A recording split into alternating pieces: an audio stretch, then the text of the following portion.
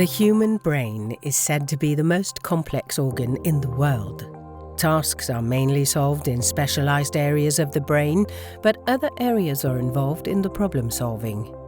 The brain is a good picture of how brain research should be organized. If we want to understand the functioning of the brain, we need to have many types of specialized research, and these must engage in intensive collaboration. The EBRAINS community has been designed to support this form of highly collaborative research. Anyone can sign up to the EBRAINS community.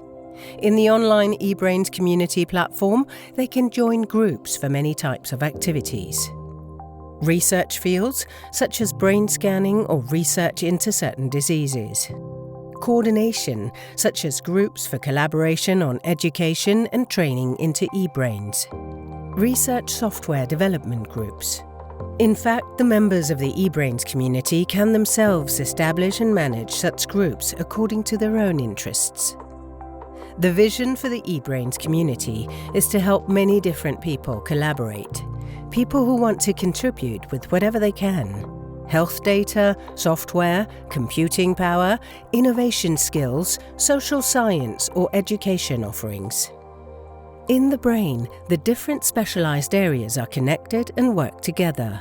The eBrains community does the same.